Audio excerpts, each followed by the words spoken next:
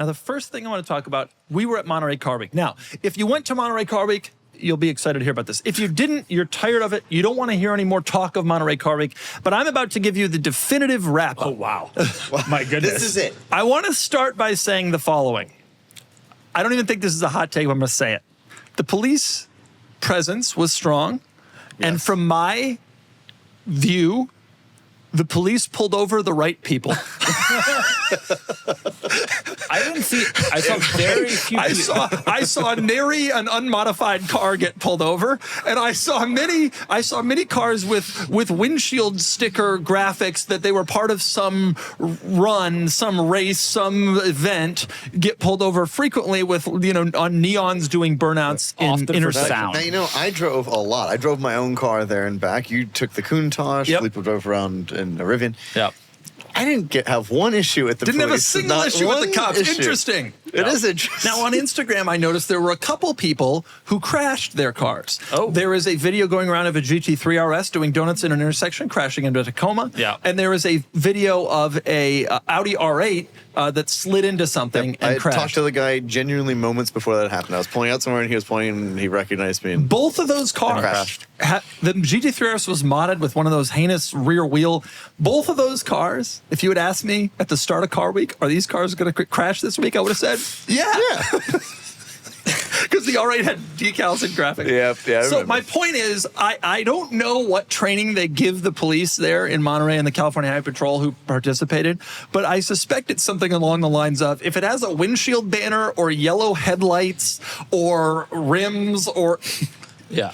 That's the one. You stay away from the Countachs or the E39 or the stock car. You can issue parking tickets to those, but everything else, yeah. The Carmel by the Sea police pulled over a fair number of heavily modified cars for sound. They would be driving up and down the main street, revving At full obnoxiously, tilt, loudly. And that feels appropriate too.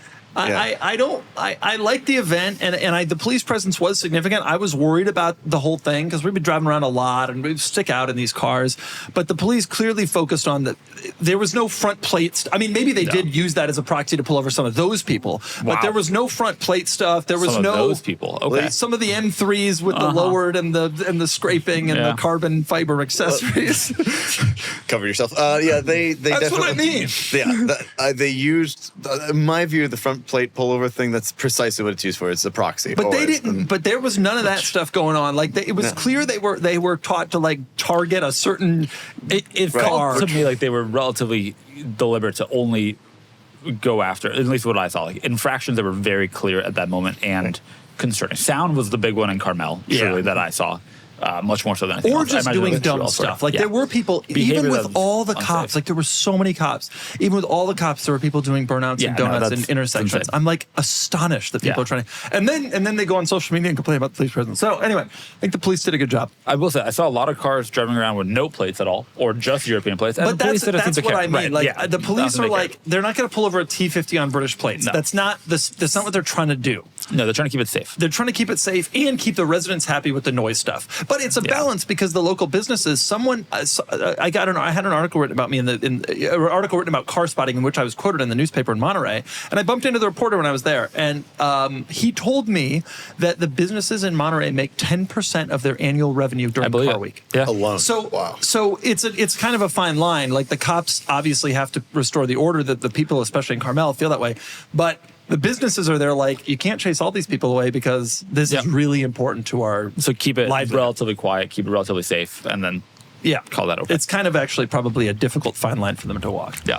I've been using Delete Me for years now, and I'm still just as grateful for it today as I was the day I signed up. They've been a great supporter of my channel and my privacy.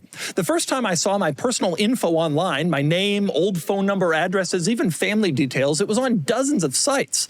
As someone who's pretty visible online, I've had to deal with weird stuff, random emails, odd messages, people digging too deeply. That's why I take privacy seriously and why Delete Me is a core part of how I protect myself and my family.